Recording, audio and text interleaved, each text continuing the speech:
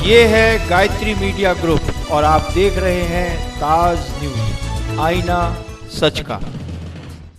नमस्कार, ताज न्यूज के इस बुलेटिन में आप सभी का स्वागत है। मैं हूं आपके साथ आशिया खान। खबरों में सबसे पहले देखेंगे आगरा शहर की सुर्खियां।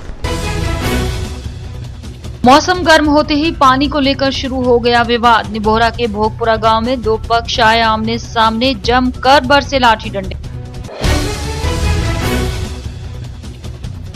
शास्त्रीपुरम इलाके में टेम्पो ने बाइक सवार को मारी टक्कर, युवक गंभीर रूप से घायल, निजी अस्पताल में भर्ती। टॉरेंट पावर के खिलाफ बहुजन समाज पार्टी ने खोला मोर्चा। पार्टी कोऑर्डिनेटर के साथ नेताओं ने जिलाधिकारी को बताई बिजली कंपनी की मनमानियां। और एदमातपुर के रहन कला गांव में मामूली बात पर भिड़े दो पक्ष, दबंगों ने पीड़ित पक्ष पर कुल्हाड़ी और डंडों से किया प्रहार। खबरें विस्तार से। पानी को लेकर थाना निबोरा के भोगपुरा गांव में एक ही समुदाय के दो पक्षों में जमकर लाठी डंडे चले। इस विवाद में करीब 1 दर्जन लोग घायल हो गए। सूचना मिलने पर पहुंची पुलिस ने घायलों को जिला अस्पताल में भर्ती कराया है। बुधवार देर शाम थाना निबोरा के भोगपुरा गांव में पानी को लेकर विवाद हुआ। एक ही समुदाय के दो पक्षों में पहले पानी को लेकर गाली गलौज शुरू हुई। दोनों पक्षों में बात इतनी बढ़ी कि जमकर लाठी डंडे चलने शुरू हो गए। इस झगड़े में करीब 1 दर्जन लोग घायल हुए हैं, जिनमें से कुछ महिलाएं और पुरुष भी हैं। झगड़े की सूचना मिलने पर पहुंची पुलिस ने घायलों को जिला अस्पताल में उपचार के लिए भर्ती करा दिया। पुलिस अब इस पूरे मामले की जांच पड़ताल में जुट गई है। थाना क्यों हुआ है? ये ऐसे हुआ था, एक गाली दे रहे, एक दूसरी पार्टी ऐसे झगड़ा हुआ। हम घर पे मानने लग गए। मैं थाना सिकंदरा इलाके के शास्त्रीपुरम में टेम्पो ने बाइक सवार को रौंद दिया। इस हादसे में बाइक सवार व्यक्ति गंभीर रूप से घायल हो गया। राहगीरों की मदद से घायल को निजी अस्पताल में भर्ती कराया गया है। 6:30 बजे करीब अपनी फैक्ट्री से ग्लोबल में काम करता हूँ, वहाँ से निकल रहा था तो आगे CFTI वो है हॉस्टल, उसके चौराहे के पास ही अपने लेफ्ट साइड में चल रहा था आराम से। उधर से एक ऑटो आया सामने बिल्कुल आमने। वो पता नहीं क्या नशे में था क्या था, इतनी स्पीड से उसने टक्कर दी कि मैं एकदम उछल के और साइड में मिट्टी पेड़ लगे वहाँ गिरा जाके। ये मेरा पूरा शोल्डर गया, ये मेरा हाथ का पहुँचा गया। ये भाई है मेरा और फैक्ट्री से वापस आ रहे थे और अपने साइड में ही बेचारा बड़े धीरे धीरे चला था। सिंगल था, ये भी नहीं था कि डबल सवारी हो। ये तो इत्तेफाक से अच्छी बात है कि इनके हेलमेट लगा हुआ था, वरना तो हम समझते हैं कि बहुत क्रिटिकल पोजीशन हो सकती थी। थाना एतमादपुर के रहन कला गांव में बुधवार को उस वक्त अफरा तफरी मच गई जब गांव के ही रहने वाले दो पक्ष मामूली बात पर आमने सामने आ गए। पीड़ित पक्ष का आरोप है कि आरोपी दबंग हैं और आए दिन झगड़ा करते हैं। बुधवार को भी आरोपियों ने पीड़ित पक्ष पर डंडे और कुल्हाड़ी से हमला बोल दिया। पुलिस ने पीड़ित पक्ष के 2 लोगों को घायल अवस्था में जिला अस्पताल में भर्ती कराया है, जहाँ इनका इलाज चल रहा है। क्षेत्रीय दबंग लोगों में पुलिस का डर अब बिल्कुल नहीं रहा। यही वजह है कि इस तरह के लोग कभी भी कानून को हाथ में ले अपराध कर देते हैं। ऐसा ही एक मामला उस वक्त सामने आया जब थाना एतमादपुर के रहन कला गांव के 2 लोगों को पुलिस इलाज के लिए जिला अस्पताल लेकर पहुंची, जिसमें एक महिला भी शामिल थी। गंभीर रूप से घायल व्यक्ति ने बताया कि वे रहन कला के गांव के निवासी है। वहीं के रहने वाले कुछ दबंग लोग हैं जो आए दिन किसी न किसी बात पर ग्रामीणों से झगड़ते हैं और पुलिस भी इनकी शिकायत पर कोई कार्रवाई नहीं करती। आज भी जब पीड़ित अपने घर के निर्माण कार्य में व्यस्त था, तभी इन दबंग लोगों ने किसी बात को लेकर हमला बोल दिया और जमकर लाठी डंडों से मारपीट की। इसके बाद कुल्हाड़ी से हमला कर घायल कर दिया। मकान बना रहे हैं अपनी जगह में, तो जिन्ना जो जहाँ मकान नहीं बने हो जो राजेंद्र बेंदल क्या करते हैं? राजेंद्र डॉक्टरी करते हैं और वो खेती यारी करते हैं। आपकी कोई कार से नहीं थी? हाँ, तो यही बात है, वही मकान नहीं बने, क्यों नहीं बनाए हो? तो यहाँ नहीं बनाए हो। इतना नहीं लोड़ा जो बच्चे आए गए तो बल्लम कुड़ाई ला के लाठी ले गए और लड़ाई चालू कर दी। घायल पीड़ितों को इलाज के लिए लेकर पहुंची एतमादपुर पुलिस ने इस मामले को लेकर मीडिया से कोई बात नहीं की, लेकिन अब देखना होगा कि इस मामले में पुलिस इन दबंगों के खिलाफ क्या कार्रवाई करती है और कब तक पीड़ित परिवार को न्याय दिला पाती है। क्षेत्रीय पटवारी की मनमानी के चलते प्राकृतिक आपदा से पीड़ित किसानों को नहीं मिल पा रहा है मुआवजा, जो मुआवजा सूची में उन्हें नामित करने के एवज में रिश्वत की मांग कर रहे हैं। ब्लॉक शमशाबाद की ग्राम पंचायत बड़ा गांव सिकतरा के किसानों ने इसकी शिकायत जिला प्रशासन से की है, जिनका कहना है कि गलत सर्वे कर अपात्र लोगों को चेक बांटकर पात्र लोगों की अनदेखी की जा रही है। शमशाबाद ब्लॉक के ग्राम पंचायत बड़ा गांव सिकतरा के किसानों की सरकारी तंत्र सुनवाई नहीं कर रहा है, जिनकी फसल प्राकृतिक आपदा की भेंट चढ़ गई, मगर क्षेत्रीय पटवारियों को उनका नुकसान नजर नहीं आ रहा है। दरअसल इनका आरोप है कि लेखपाल पैसा लेकर मुआवजा सूची में नाम दर्ज कर रहे हैं। जिन लोगों के खेतों में आलू की फसल है उन्हें तक मुआवजा मिल रहा है, लेकिन पूरी तरह से बर्बाद हो चुके गेहूं के किसानों के साथ उनकी कोई सहानुभूति नहीं है। जिन खेतों में आलू पैदा हुआ उन खेतों के मुआवजे दे दिए, उनका चेक बांट दिया, लेकिन जिन किसानों के खेतों में गेहूं पैदा हुआ, जिनको मुआवजा मिलने चाहिए था, उनको 1 रुपए का मुआवजा नहीं मिला। उल्टा उनसे उसके बदले में गेहूं के मुआवजा देने के बदले में 1000 और 2000 और 3000 रुपए की मांग करता रहा। मेरे साल को पिताजी को 6 साल हो गई, 1200 रुपए ले लेखपाल ने, अभी नया नहीं चढ़ाया अभी खेत में और डुला रहा है। मैं कई बार गया था, मैं तहसील ना नहीं चढ़ाया खेत को। लेखपाल ने घर में ठीक है वो कर रहा हुआ है और मामा जो तेने आलू तेने मामा जो मिल रहा हुआ, तेरे खेत में गेहूँ में कछू ना मिलो और ना मामा जो मिल रहा बिल्कुल, तो जिससे लेखपाल को भ्रष्टाचार चल रहा हुआ है। तीन से पैसा दे देते हैं दलाल के चक्कर में, लेखपाल भरी गए तो पैसा दे देते हैं, तेरे की आधा बाटे तुम्हारे के चेक आ जाते हो तो पैसा ना देता हो, कछू ना आ रहा। नाम दर्ज शिकायत लेकर अब इन्होंने आला अधिकारियों की शरण ली है, जिनसे दखल की अपील करते हुए गलत सर्वे रिपोर्ट को खारिज कर पात्र लोगों को मुआवजा दिए जाने की मांग करते हुए इन्होंने रिश्वतखोर लेखपालों के खिलाफ कार्रवाई की गुहार लगाई है। भारतीय पुरातत्व विभाग द्वारा ताजगंज स्थित मोक्ष धाम को स्थानांतरित करने को लेकर जो अपील की गई है उसका विरोध उग्र होता जा रहा है, जिसको लेकर बुधवार को हिंदूवादी संगठनों ने राजपुर चुंगी स्थित राजेश्वर मंदिर के बाहर एकत्रित होकर एएसआई का पुतला दहन कर नारेबाजी की और मोक्ष धाम स्थानांतरित न करने की मांग की। साथ ही चेतावनी दी कि अगर ऐसा होता है तो हिंदूवादी संगठन सड़कों पर उतरकर उग्र आंदोलन के लिए बाध्य होंगे। भारतीय पुरातत्व विभाग द्वारा ताजमहल की संगमरमरी चमक की नुकसान का हवाला देते हुए ताजगंज स्थित प्राचीन मोक्षधाम को यहां से दूसरी जगह स्थानांतरित करने का जो सुझाव दिया गया है उसे लेकर अब सियासत शुरू हो गई है, जिसके विरोध में अब हिंदूवादी संगठनों ने एकजुट हो आंदोलन की रूपरेखा बनाना शुरू कर दिया है।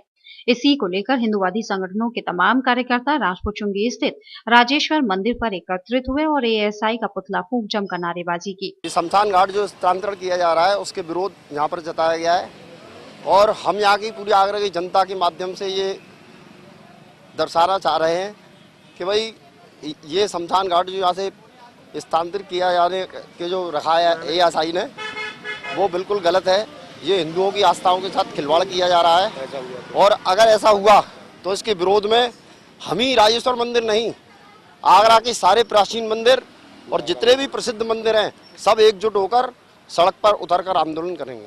क्रोध इतना है कि अगर जरूरत पड़ी तो रोडों पर जाम लगाया जाएगा और जो नव युवक हैं हमारे संगठन में पूरे आगरा में, क्योंकि आगरा की आबादी आज 40 लाख की है, 40 लाख में से अगर आप कम से कम 30 से 25% महिलाओं को निकाल दो तब भी 30 लाख ऐसे आदमी बैठे हैं जो कि मरने पर वहाँ फूकते हैं। मैं कह रहा हूँ जिंदे पर फूकने के लिए तैयार है हम। पुतला दहन के बाद इस आंदोलन की कमान संभाल रहे पदाधिकारी ने प्रशासन को चेतावनी देते हुए कहा कि अगर मोक्षधाम के स्थानांतरण को लेकर कदम पीछे नहीं किए गए तो वो किसी भी हद तक आंदोलन को बाध्य होंगे। नाकारा और निष्क्रिय पदाधिकारियों की बहुजन समाज पार्टी से होगी छुट्टी, जिन्हें आलाकमान के आदेश के बाद पदों से हटाने की तैयारी चल रही है। पार्टी के जिलाध्यक्ष मलखान सिंह व्यास के मुताबिक इसके लिए 18 मई से सेक्टर और बूथ कमेटी की समीक्षा का काम शुरू किया जाएगा। पार्टी सूत्रों की माने तो मिशन 2017 के मद्देनजर पार्टी में सुपरविजन का काम किया जा रहा है। हम लोगों की कल मंडल कार्यालय पर एक मीटिंग बुलाई गई जिसमें हमने अपनी 9 विधानसभा में अपने सेक्टर कमेटी बूथ कमेटी जो पहले से गठित थी उनकी समीक्षा हम एक सेक्टर से लेकर 5 सेक्टर तक के साथियों जो एक सेक्टर हमारे 6 पदाधिकारी होते हैं, ऐसे करके 5 सेक्टर में 30 वो और एक बूथ पर हमारे 5 पदाधिकारी होते हैं, जो एक सेक्टर में हमारे 10 बूथ के पदाधिकारी होते हैं। इस तरह से हमारे 250 वो पदाधिकारी होंगे और 30 हमारे सेक्टर के। ऐसे करके हर प्रत्येक विधानसभा में इनका समीक्षा कार्यक्रम हमने लगा दिया है और आगामी जो 18 मई से हमारी सभी विधानसभा में प्रोग्राम लग गया, जिसमें हमारे जोन काउंटर, मंडल काउंटर और जिला अध्यक्ष हम लोग स्वयं रहेंगे। तो ये हम लोग बारी बारी से मई, जून में और जुलाई के महीने में सभी जितने हमारे सेक्टर और बूथों का गठन हुआ है उसकी बारीकी समीक्षा कर रहे हैं। जहां हमें कोई कमी महसूस दिखाई दे रही है, जहां हमें कोई सेक्टर के पदाधिकारी को कमज़ोर दिखाई दे रहे हैं या मीटिंग में नहीं आते हैं उन्हें तत्काल हम बदलेंगे। बूथ के कोई साथी हमें कमज़ोर दिखाई दे रहे हैं, उन्हें तत्काल बदलेंगे। फिलहाल यहाँ रुकेंगे एक छोटे से ब्रेक के लिए, जल्द हाजिर होंगे। देखते रहिए ताज न्यूज़।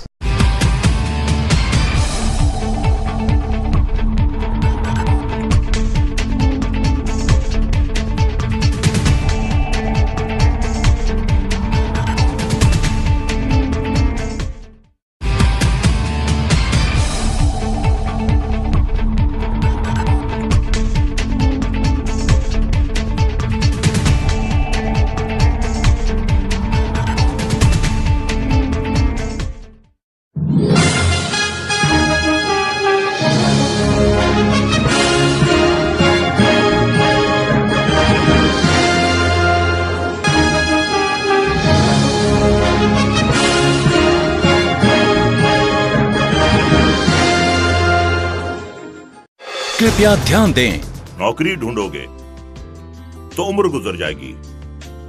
कुछ हुनर सीख लो, अपने पैरों पे खड़े हो जाओ तो जिंदगी संवर जाएगी। मोबाइल फोन, कंप्यूटर, लैपटॉप का कोर्स कराने वाले वैसे तो कई संस्थान हैं, लेकिन हजारों छात्रों के विश्वास का प्रतीक ई-टेक एकेडमी छात्रों के बीच अपनी अलग ही पहचान बना चुका है।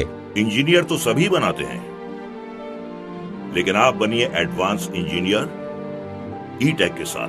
जी हाँ, भारी छूट का प्रलोभन या झूठे वादों का आश्वासन अपनाओगे तो जिंदगी भर पछताओगे, क्योंकि सफलता तभी मिलती है जब फैसला सही हो।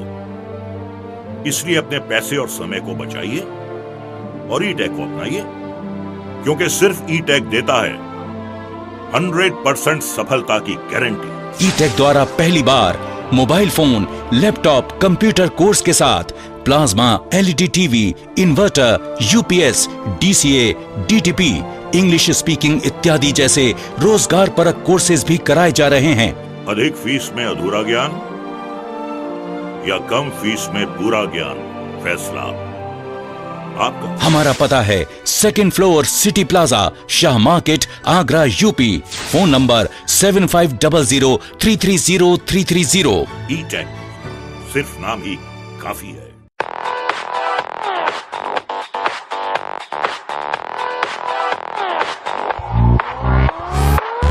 Shri Balaji jewellers, gold, silver और डायमंड ज्वेलरी मिलने का विश्वसनीय स्थान। हमारे यहाँ आपको gold, hallmark certificate gold jewellery नए कलेक्शन के साथ उपलब्ध मिलेगी।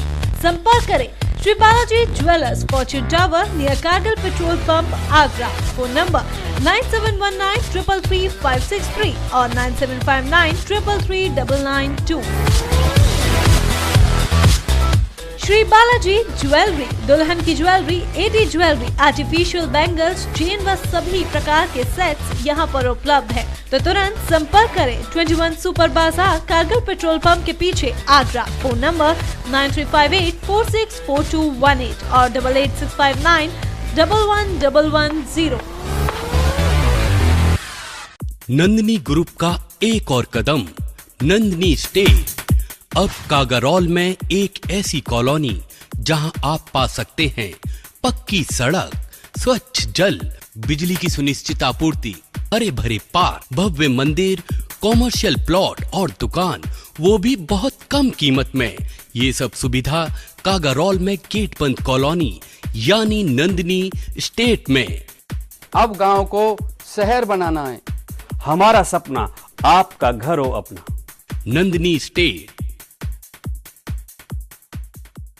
परम पूज्य संत जय गुरुदेव जी महाराज के उत्तराधिकारी संस्था अध्यक्ष पंकज जी महाराज के दिव्य प्रवचन सुनिए हर रोज प्रातः 8:30 बजे ताज गायत्री चैनल नंबर 873 पर। बाबा जी का कहना है शाकाहारी रहना है। निवेदक जय गुरुदेव धर्म प्रचारक संस्था मथुरा। संपर्क करें 9412726572।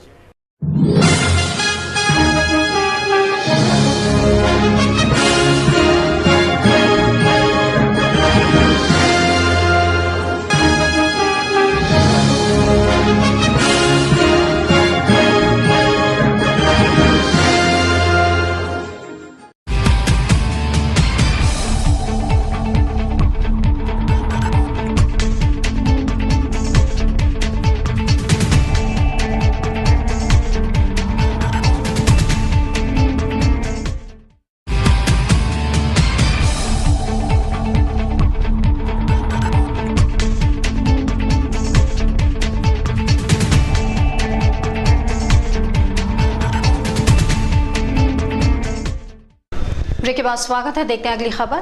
फतेहाबाद के गांव पुरा बंजारा में बीते दिनों हुए गोलीकांड के पीड़ितों को अभी तक नहीं मिला है न्याय, जिन्होंने पुलिस और प्रशासन की मदद की आस में जिला मुख्यालय पर अनिश्चितकालीन धरना शुरू कर दिया है।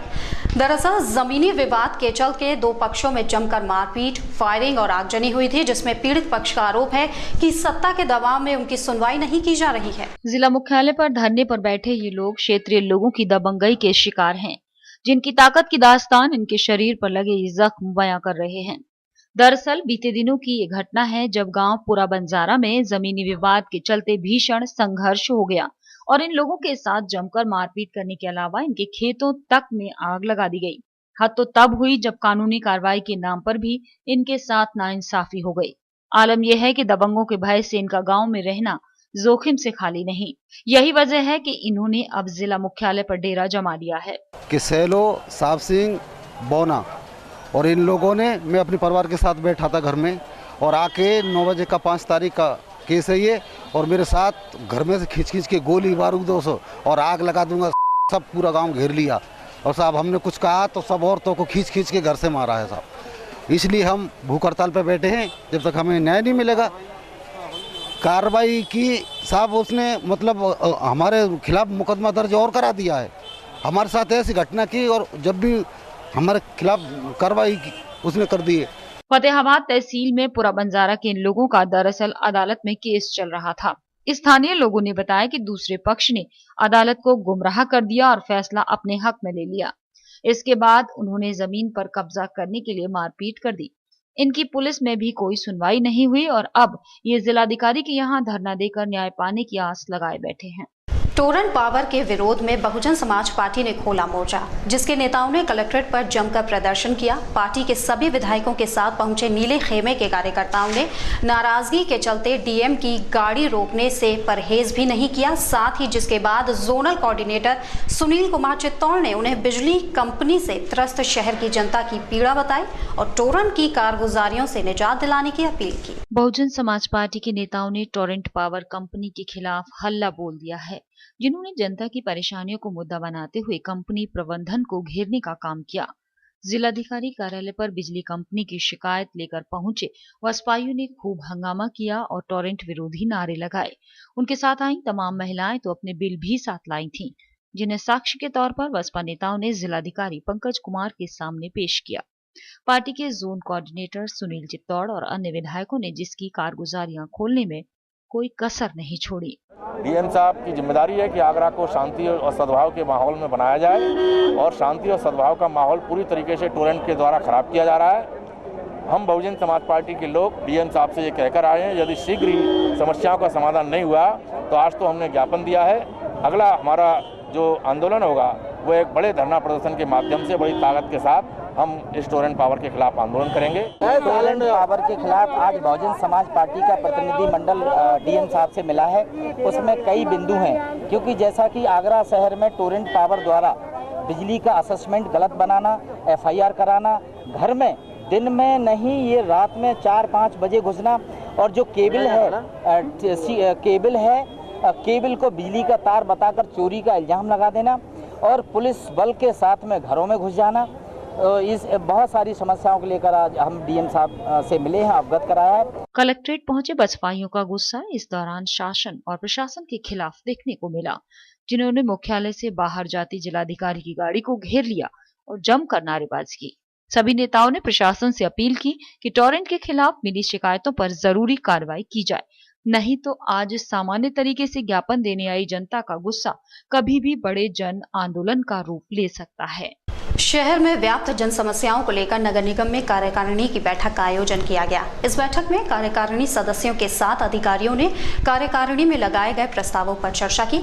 इस दौरान कुल 47 प्रस्ताव लगाए गए, जिसमें से प्रमुख प्रस्ताव नाला, सफाई, पेयजल और स्लॉटर हाउस से जुड़े मामलों के थे। शहर के विकास के लिए हर माह आयोजित होने वाली कार्यकारिणी की बैठक में शहर से जुड़ी समस्याओं के कुल 47 प्रस्ताव लगाए गए, जिसमें से प्रमुख तौर पर स्लॉटर हाउस पर कटने वाली भैंसों की संख्या, शहर में हो रहा अवैध कटान और उनके वेस्ट का निस्तारण, शहर में खराब पड़े हैंडपंप को सही कराने, बारिश से पहले नाले की सफाई की पूरी जानकारी सहित शहर में रोशनी के लिए लगाई गई लाइट्स को बदलने के प्रस्ताव थे। जिनमें से इन प्रमुख प्रस्तावों पर कार्यकारिणी सदस्यों ने अपनी मोहर लगाते हुए उन्हें पास कर दिया।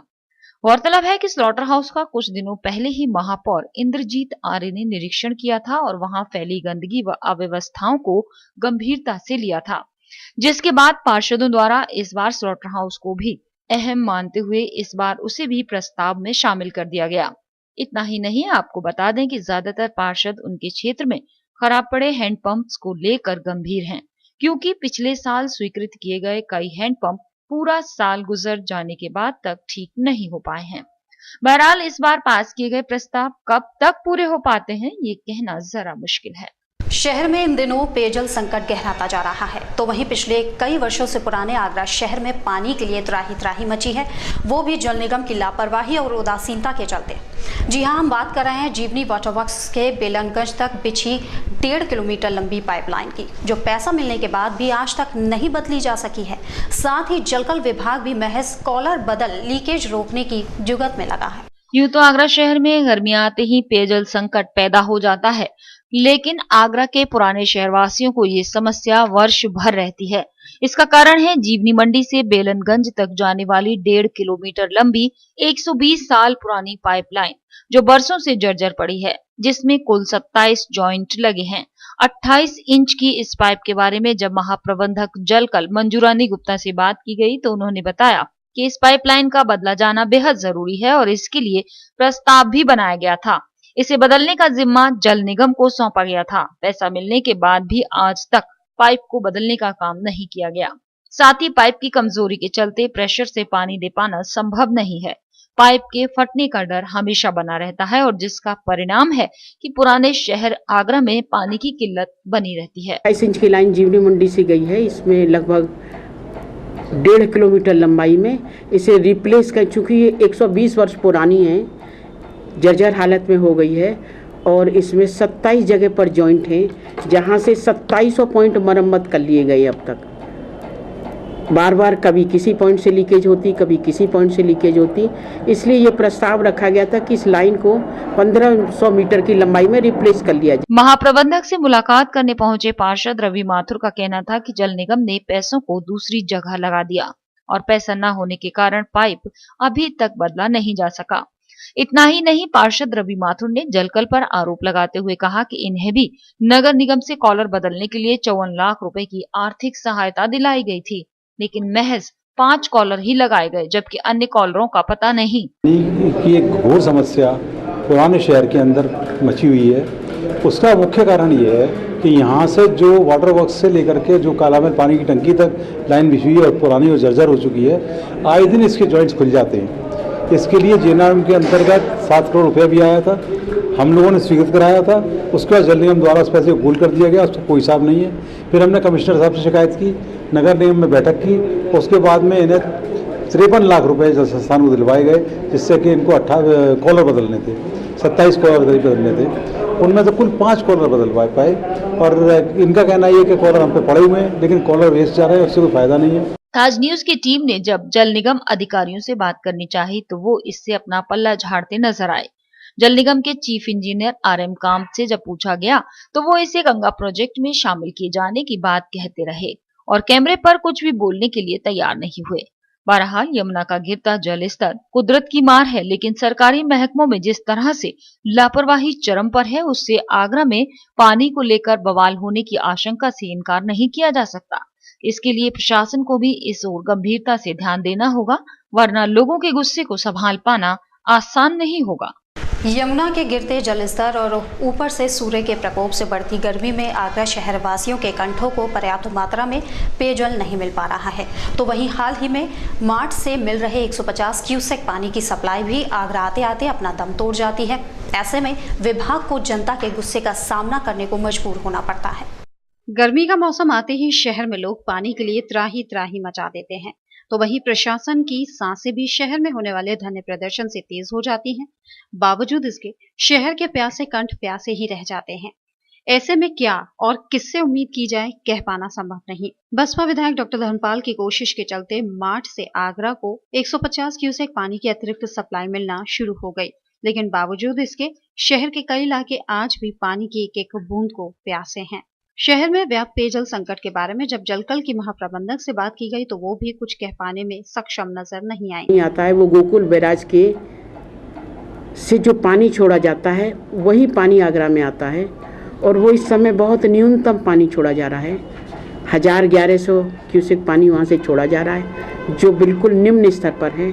निम्न स्तर पर होने से हमारा जो जीवनी मंडी जलकल परिसर है और सिकंदरा दोनों ही जगह पर वाटर लेवल बिल्कुल डाउन बना हुआ है। फिर भी हम चैनल को बना करके ड्रेजर के माध्यम से प्रयास करके उसी पानी को इकट्ठा करके शहरवासियों को पानी उपलब्ध करा रहे हैं। शहर की बढ़ती मांग और मिल रही सप्लाई के बारे में महाप्रबंधक ने बताया कि इन दिनों यमुना में मिल रहे रॉ वाटर का स्तर निम्न स्तर पर है, जिसके कारण ये संकट पैदा हो रहा है। शहर को करीब 450 क्यूसेक पानी की जरूरत है, जबकि शहर को महज 250 से लेकर 275 क्यूसेक पानी ही मिल पा रहा है। हालांकि उन्होंने बताया कि अक्टूबर माह के बाद मार्च से मिलने वाला अतिरिक्त 150 क्यूसेक पानी की सप्लाई सीधे आगरा की यमुना में गिरेगी, जिसके बाद काफी हद तक राहत मिलने की उम्मीद है। रिक्वायरमेंट बढ़ जाती है लोगों की और वाटर लेवल कम होने से पानी घट जाता है। कितनी रिक्वायरमेंट जो है वो शहर की क्यूसेक? लगभग 450 क्यूसेक पानी जो है शहरवासियों को चाहिए और इस समय 250 MLT पानी हम दे पा रहे हैं, उपलब्ध करा पा रहे हैं। तो इसको जूझने के लिए, क्योंकि इसको जूझने के लिए जहाँ क्राइसिस हो जाती है और ऊंचे वाले क्षेत्र हैं और डेड एंड क्षेत्र हैं वहाँ टैंकर भेजते हैं। जहाँ से भी रिक्वायरमेंट आती है टैंकर की व्यवस्था करा रहे हैं। प्रशासन का भी इसमें सहयोग मिल रहा है कि ज़्यादा से ज़्यादा टैंकर उपलब्ध कराई जाएं, तो हम उसी क्रम में हमने टैंकरों की संख्या बढ़ा दी है। कितने टैंकर? लगभग अभी तक हम 28 जगह टैंकर भेज रहे थे, अब वो 50 टैंकर तक कर दिया है और जैसे आवश्यकता आती जा रही है उसे बढ़ाते जा रहे हैं। इस संकट के बावजूद महाप्रबंधक का कहना था कि वो विभाग के अन्य स्रोतों से जिन इलाकों को पेयजल नहीं मिल पा रहा है वहां पानी के टैंकरों से पेयजल दिया जा रहा है, ताकि लोगों को राहत दी जा सके और उनके गुस्से को भी बढ़ने से रोका जा सके। आपको बता दें कि करीब 50 टैंकरों के माध्यम से पेयजल की व्यवस्था की जा रही है। एक और आसमान छूती महंगाई और दूसरी ओर बढ़ती बेरोजगारी। इन हालातों में आज का नौजवान पैसा कमाने के लिए ज्यादातर अपराध का रास्ता अपनाता है और जो इस रास्ते पर जाने की हिम्मत नहीं कर पाते वो मजबूरी में या किसी और वजह से मेहनत की बजाय पैसा कमाने के लिए कौन सा रास्ता अपना रहे हैं। देखिए ताज न्यूज की खास रिपोर्ट। जी हाँ, तस्वीरों में दिखाई दे रहा ये व्यक्ति देखने में जरूर एक महिला लग रहा है, लेकिन है ये एक लड़का जो औरत बनकर लोगों से पैसा मांग रहा है, या कहें अश्लीलता फैलाकर पैसे वसूल कर रहा है।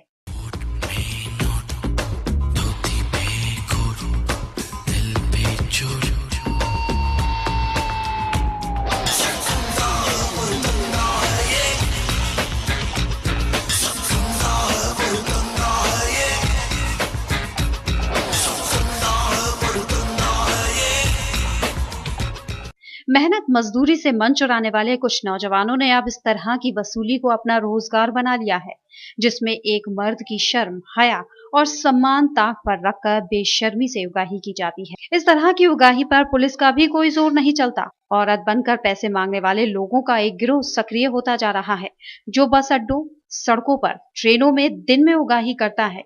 वहीं इस धंधे की गंदगी शाम ढलते ढलते सड़कों पर सामने आने लगती है। औरत बनकर पैसों की उगाही करने वाले ये लोग या तो महंगाई और बेरोजगारी के मारे हैं या मेहनत से जी चुराने वाले, कहा नहीं जा सकता।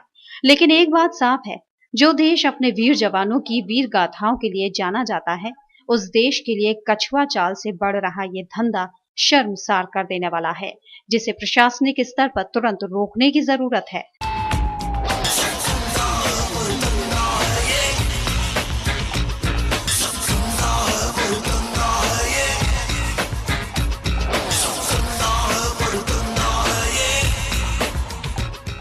ताज न्यूज के इस बुलेटिन में फिलहाल इतना ही। अगले बुलेटिन में आपसे फिर मुलाकात होगी। दीजिए इजाजत। नमस्कार।